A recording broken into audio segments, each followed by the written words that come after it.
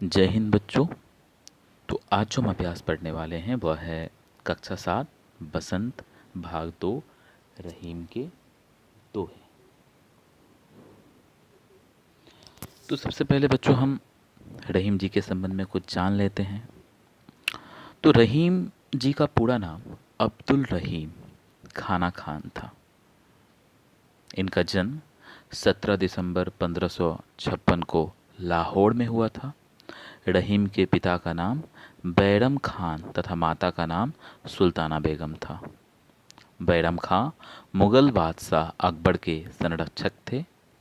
रहीम जब पैदा हुए तो बैरम खां की आयु 60 वर्ष हो चुकी थी। कहा जाता है कि रहीम का नामकरण भी अकबर ने ही किया था। रहीम को वीरता, राजनीति, राज्य संचालन, दानशीलता तथा काव्य जैसे अद्भुत गुण अपने माता पिता से विरासत में मिले थे। बचपन से ही रहीम साहित्य प्रेमी और बुद्धिमान थे। सन 1562 में देखिए 17 दिसंबर 1556 में इनकी जन्म होती है और उसके उपरांत फिर 1562 ईस्वी में इनके पिता की मृत्यु हो जाती है। उसके उपरांत मृत्यु के बाद अकबर ने रहीम की बुद्धिमत्ता को परखते हुए उनकी शिक्षा दीक्षा का पूर्ण प्रबंध अपने जिम्मे ले लिया। अकबर रहीम से इतना प्रभावित हुए कि शहजादों को प्रदान की जाने वाली उपाधि मिर्जा खान, यानी रहीम को कौन सी उपाधि मिली है, तो मिर्जा खान की उपाधि दी गई थी। और रहीम को संबोधित संबोधित भी, यानी रहीम को मिर्जा खान नाम से भी बुलाया जाता था। मुल्ला मोहम्मद अमीन रहीम के शिक्षक थे। इनके शिक्षक का नाम क्या था? मुल्ला मोहम्मद अमीन। इन्होंने रहीम को तुर्की, अरबी और फारसी भाषा की शिक्षा व ज्ञान दिया। इन्होंने ही रहीम को छंद रचना, कविता, गणित, तर्कशास्त्र तथा फारसी व्याकरण का ज्ञान भी करवाया। इसके बदाऊनी रहीम के संस्कृत के शिक्षक थे। यानी बदाऊनी जो है वो रहीम को संस्कृत भी, यानी इस प्रकार से आप देख अरबी, फारसी के अलावा, तुर्की के अलावा संस्कृत का भी इन्हें ज्ञान था। अगर साहित्य सृजन की बात करें तो मुस्लिम धर्म के अनुयायी होते हुए भी रहीम अपनी काव्य रचना द्वारा हिंदी साहित्य की जो सेवा की वो अद्भुत है। रहीम की कई रचनाएं प्रसिद्ध हैं जिन्हें उन्होंने दोहों के रूप में लिखा। रहीम के ग्रंथों में रहीम दोहावली या सतसई, बरवै, मदनाष्टक, राम पंचा, ध्येयी, नगर शोभा, नायिका भेद, श्रृंगार, सोरथा, फुटकर, बरवै फुटकर छंद तथा पद फुटकर, कवितव, सवैये संस्कृत काव्य प्रसिद्ध हैं। रहीम ने तुर्की भाषा में लिखी बाबर की आत्मकथा तुझके बाबरी का फारसी में अनुवाद किया। माँ सिरे रहीमी और आईने अकबरी में इन्होंने खान खाना व रहीम नाम से कविता की है। रहीम का जो व्यक्तित्व था बहुत प्रभावशाली था। वे मुसलमान होकर भी कृष्ण भक्त थे। रहीम ने अपने काव्य में रामायण, महाभारत, पुराण तथा गीता जैसे ग्रंथों के कथानकों को लिया है। आपने स्वयं को, यानी उन्होंने स्वयं को रहीमन कहकर भी संबोधित किया गया है। इनके काव्य में नीति, भक्ति, प्रेम और श्रृंगार का सुंदर समावेश मिलता है। यानी इनकी कविता में नीति परक भी मिलती है, भक्ति से जुड़ा हुआ, प्रेम से जुड़ा हुआ और श्रृंगार से जुड़ा हुआ जो कविताएं हैं वो मिलती हैं इनकी रचनाओं में। रहीम ने अपने अनुभवों को जिस सरल शैली में अभिव्यक्त किया है वो वास्तव में अद्भुत है। आपकी कविताओं, यानी उनकी कविताओं, यहाँ पर आपकी रहीम जी के लिए कहा गया है, उनकी कविताओं, छंदों, दोहों में पूर्वी अवधि ब्रज भाषा तथा खड़ी बोली का प्रयोग किया गया है। रहीम ने तद्भव शब्दों का अधिक प्रयोग किया है। बाबू मैंने आपको, आप सभी बच्चों को बताया था तद्भव शब्द किसे कहेंगे? तद्भव जो तत्सम का विकसित रूप है। ठीक है, कह सकते हैं कि संस्कृत से जो शब्द हिंदी में आए हैं उसे हम तद्भव कह सकते हैं। रहीम के दोहे को पढ़ने से पहले इन कुछ शब्दों को आप ध्यान से देखिए। संपत्ति, धन, सगे संबंधी यानी संबंधी, बनत मतलब बनना, बहुत मतलब अनेक, रीत मतलब प्रकार, विपत्ति मतलब संकट, कसौटी मतलब परखने का पत्थर, जे मतलब जो, कसे मतलब घिसने पर, तेई मतलब वही, साँचे मतलब सच्चे, मति मतलब मित्र, पड़े मतलब पड़ने पर, जात बही मतलब बाहर निकलना, तजी मतलब त्यागना, मीनन मतलब मछलियाँ, मोह मतलब लगाव, नीर मतलब पानी, तौ मतलब तब भी। छारती मतलब छोड़ती है, छोह मतलब मुंह, तरोवर मतलब पेड़, नहीं नहीं, सरोवर मतलब तालाब, पियत मतलब पीना, पान मतलब पानी, प्रकाज मतलब दूसरों के कार्य, हित मतलब भलाई, सचे ही मतलब संचय यानी जमा करना, सुजान मतलब सज्जन व्यक्ति, थोथे मतलब जल रहित, बादल मतलब बादर मतलब बादल, घरात मतलब गड़गड़ाना, भय मतलब होना, पाछली मतलब पिछली, रीत मतलब व्यवहार, शीत मतलब ठंड, घाम मतलब धूप, औ मतलब और, में मतलब बारिश, जैसी परे जैसी परिस्थिति, सो मतलब हुआ, सही मतलब सहना, देह मतलब शरीर। तो इसको आप लोग स्क्रीनशॉट करके भी रख सकते हो अपने सुविधा के अनुसार। तो इस प्रकार बच्चों हमने भूमिका हमने रहीम के दोहे के लिए हमने पढ़ा, और भूमिका में हमने क्या जाना, रहीम के संबंध में जाना, और कुछ शब्दार्थ को, कठिन शब्दार्थ को हमने जाना। अब मैं एक एक दोहे को शब्दशः समझाऊंगा। ओके बच्चे, ध्यान दीजिए। तो सबसे पहला जो दोहा है,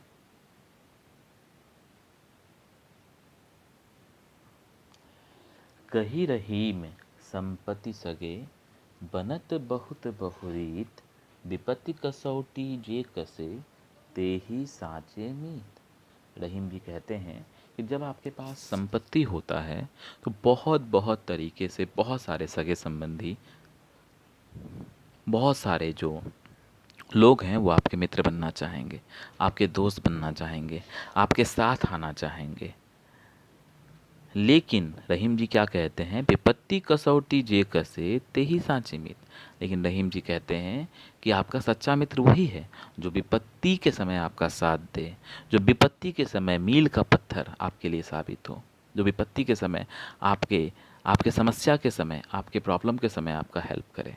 वही ये कहते हैं कि जब आपके पास संपत्ति होगी, पैसे होगी, तब तो बहुत लोग आएंगे, बहुत लोग आपसे मित्रता करने जाएंगे, जो आपको सगे संबंधी नहीं मानते थे वो भी मानने लगेंगे, लेकिन वो संपत्ति के कारण आपसे आकर्षित हुए हैं, क्या वो आपके सच्चे मित्र हैं?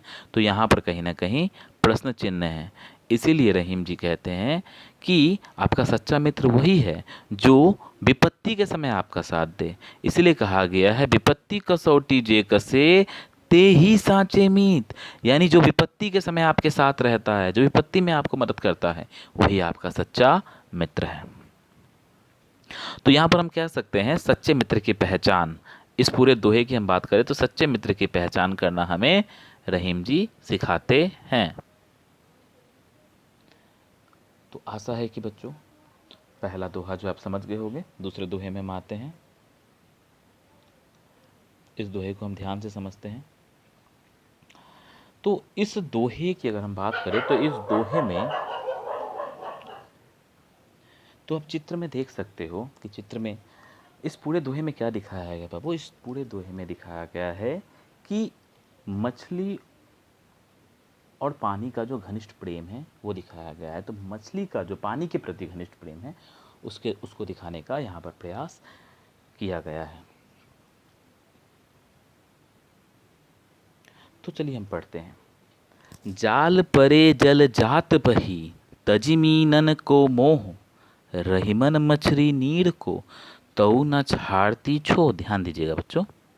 जाल मतलब पता है आपको, जाल पड़े मतलब पढ़ना, जल मतलब जल, जात मतलब जाना, यहाँ पे कह सकते हैं बही मतलब बहना, तजी मतलब त्यागना, मीनन मतलब मछली, और मोह का मतलब होता है प्यार। तो ध्यान दीजिएगा, जाल परे जल जात बही, तजी मीनन को मोह। यानी जैसे ही जल में जब मछुआरे लोग जो होते हैं, जो मछली पकड़ने वाले होते हैं, जब वो जाल को पानी में फेंकते हैं तो आपने देखा होगा कि उसमें मछली तो जाल के पकड़ में आ जाती है, लेकिन पानी सारा छन कर निकल जाता है, अर्थात बह कर निकल जाता है। वही यहाँ पर कहा गया है, जाल पड़े जल जात बही, तजी मीनन को मोह। जब जाल पड़ता है तो जो जल है वो छन कर यानी बह कर निकल जाता है, मछली के प्यार को त्याग कर, यानी मछली के प्यार को वो त्याग देता है। यानी यहाँ पर पानी के संबंध में क्या बताया गया है कि जब जब मछली, आपने देखा होगा जब नदी में एक मछुआरा जो है जब वो जाल को फेंकता है तो वहाँ पर जाल के पकड़ में मछलियाँ तो आ जाती है, लेकिन पानी जो है छन कर निकल जाता है। तो पानी के संबंध में क्या कहा गया कि पानी जो है मछली के मुंह का त्याग कर देती है और खुद जो है छन कर पानी में ही बह जाती है, यानी फिर से वापस पानी में ही आ जाती है। लेकिन रहीमन मछली नीर को तऊ न छोड़ती छो, लेकिन जो रहीम जी कहते हैं कि जो मछली है वो पानी को छोड़ना नहीं चाहती है, वो उस समय भी पानी के मुंह को छोड़ती नहीं है, वो तड़पती है, उसमें तड़पन है। तो क्यों तड़पती है? क्योंकि पानी के प्रति उसका अगाध प्रेम है। तो यहाँ पर जो रहीम जी है वो मछली और पानी का अगाध प्रेम को दिखाते हैं। वही पानी जो है मछली के मोह को त्याग देती है, लेकिन वही मछली जो है वो पानी का मोह नहीं त्याग पाती है, उसी को दिखाने का प्रयास किया गया है। तो इस पूरे दोहे की अगर हम बात करें तो इस पूरे दोहे में क्या दिखाया गया है कि मछली, पानी के प्रति मछली का जो अगाध प्रेम है उसको दिखाने का प्रयास किया गया है। आशा करते हैं बच्चों समझ में आ गया होगा।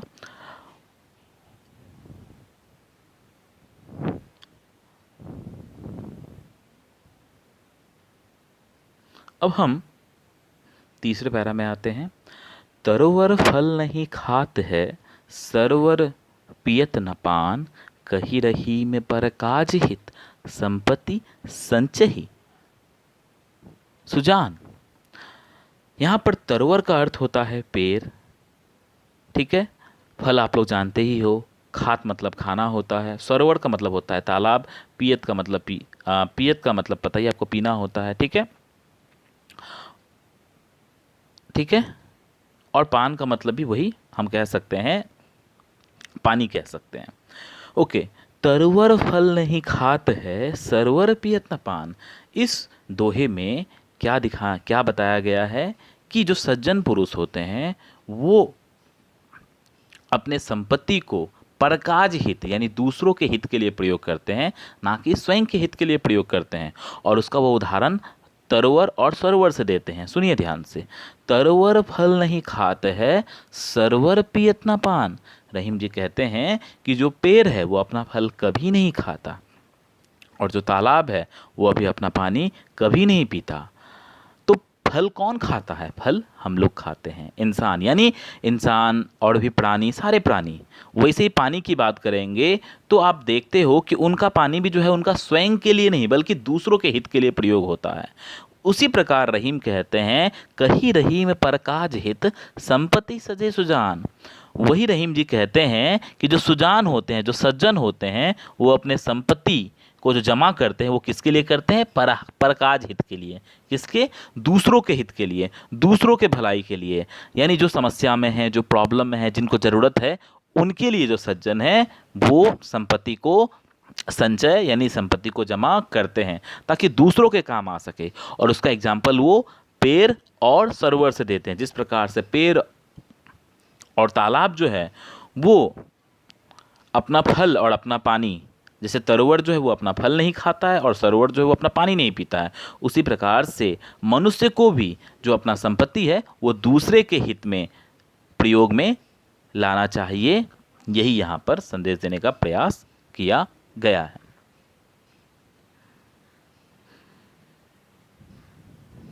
चौथे पैराग्राफ में आ जाते हैं बाबू। थोथे बादर क्वार के, थोते का मतलब हमने वहाँ पे पढ़ा था, जो मैंने शब्द दिया था, जल रहित। थोथे बादर क्वार के ज्यों रहीम घर। यहाँ एक्चुअल में इस दोहे में थोते का अर्थ वही होगा, जल रहित। ओके, थोथे बादर क्वार के ज्यों रहीम घहरात, धनी पुरुष निर्धन भय करे पाछली बात। इस दोहे का अगर हम मोरल कहेंगे, इस दोहे का अगर हम उद्देश्य कहेंगे, तो इस दोहे में यही बताने का प्रयास किया गया है कि जिस बात का कोई मूल्य नहीं है उसका कोई चर्चा नहीं करना चाहिए। अर्थात जो बात वर्तमान में प्रासंगिक नहीं है उन बातों को नहीं उठाना चाहिए। तो क्या कहते हैं? थोथे बादर क्वार। बाबू क्वार जो है हमारी हिंदी में अश्विन महीना को कहा जाता है। मैं आपको 12 महीना का नाम बताता हूँ पहले। अगर आपको नहीं पता है तो आप लिख लीजिएगा, अभी आपको कभी काम आ सकता है। चैत, वैशाख, जेठ, आषाढ़, सावन, भादो, अश्विन, कार्तिक, अगहन, पूस, माघ, फागुन। आप इसको बैक करके फिर से आप देख सकते हो कि मैंने 12 महीना का नाम लिया है कि नहीं लिया है। तो अभी जो है, अभी भादो का मौसम, आ, मान लीजिए मैं आज वीडियो बना रहा हूँ तो अभी भादों का मौसम चल रहा है। तो मैंने क्या कहा था, चैत, बैसाख, जेठ, आषाढ़, सावन, भादो। सावन बीत गया, भादो, और भादो के बाद अश्विन आएगा, यानी अगस्त के बाद अब कौन सा महीना आने वाला है, सितंबर। तो सितंबर का महीना हम कह सकते हैं कि क्वार का महीना होता है। तो उस महीने के बारे में रहीम जी क्या कहते हैं, थोथे बादर क्वार के ज्यों रहीम घर घर। रहीम जी कहते हैं कि जो क्वार का यानी जो सितंबर या अश्विन के समय जो बादल होता है, उस बादल में केवल गर्जन होती है, यानी बादल में केवल गर्जना होती है, वो बस गड़गड़ाता है, लेकिन उस बादल से पानी नहीं बरसता, अर्थात केवल गर्जना करती है। आपने सुना होगा ना, जो बादल गरजते हैं वो बरसते नहीं, तो वो समझिए सितंबर की स्थिति है। जो गरजते हैं वो बरसते नहीं, तो वो समझिए क्या स्थिति है, सितंबर की स्थिति है।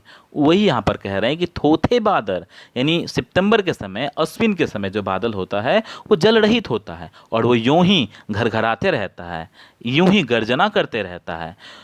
उसी प्रकार से धनी पुरुष निर्धन भय करे पाछली बात। उसी प्रकार जब धनी पुरुष जो है वो निर्धन हो जाते हैं, जैसे कि आप देख सकते हो बाबू, सावन और भादो जो है बहुत ही वर्षा का मौसम होता है, और इस समय बरसात बहुत होती है, और कई जगहों में, कई राज्यों में तो बाढ़ भी आ जाती है। लेकिन उसके बाद फिर क्या, उसके बाद सितंबर में बादल गरजता तो है, लेकिन उससे पानी जो है बहुत कम मात्रा में होती है, या फिर नहीं होती है। तो जैसे कि मैं बता रहा था कि जिस प्रकार से सावन और भादों में बहुत अधिक जो जल है वो बादलों में भरी हुई होती है, लेकिन सितंबर में वो क्या होती है कि जल रहित, अर्थात बहुत कम जल हो जाती है, और उस समय वो केवल गर्जना करती है। तो उसी प्रकार धनी पुरुषों को बताया गया है कि जो लोग पहले बहुत धनी होते हैं, धनी पुरुष निर्धन भय, जो लोग बहुत पहले धनी होते हैं और बाद में वो गरीब हो जाते हैं, तो वो क्या करते हैं, अपने पिछली बातों को ही दोहराते हैं, अपनी पिछली बातों को ही करते रहते हैं, अर्थात अपने कि हम इतने पैसे वाले थे, हमने ये किया, हमने ये किया, तो अपने अहम को वो दर्शाते रहते हैं। तो रहीम जी यही कहते हैं कि जिन बातों का कोई मूल्य नहीं है, जिन बातों का कोई मूल्य नहीं है, तो उन बातों को दोहराकर क्या लाभ।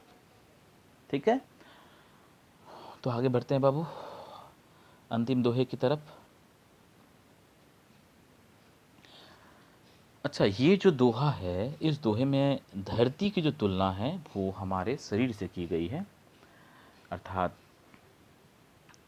धरती जिस प्रकार से सारे मौसम को, चाहे वो शीत हो, चाहे वो जाड़ा हो, चाहे वो वर्षा हो, चाहे वो धूप हो, हर मौसम को धरती जो है वो सहती रहती है, चाहे तूफान हो, आंधी हो, चाहे भूकंप हो।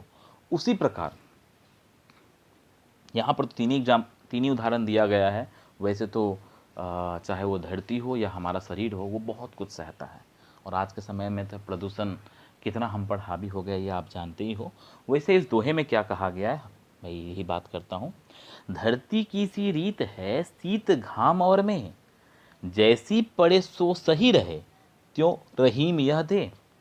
जिस प्रकार से धरती की सी रेत है शीत घाम, जिस प्रकार से धरती, चाहे वो शीत हो अर्थात जाड़ा हो, चाहे घाम अर्थात धूप हो, चाहे मेघ अर्थात वर्षा हो, जैसा भी परिस्थिति हो, वो हर परिस्थिति में सहनशील बनी हुई रहती है, हर चीज़ को सह लेती है। उसी प्रकार से रहीम जी कहते हैं कि उसी प्रकार से हमारा शरीर भी परिस्थिति के अनुसार ढल जाता है, और चाहे जाड़ा हो, चाहे धूप हो, या मेघ हो, या वर्षा हो, हर चीज़ को सहती है। यानी यहाँ पर धरती का हमारे शरीर के साथ क्या किया गया है, तुलना किया गया है।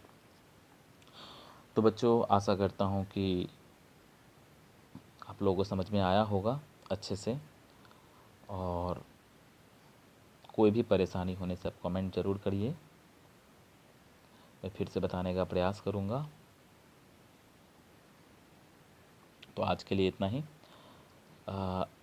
धन्यवाद।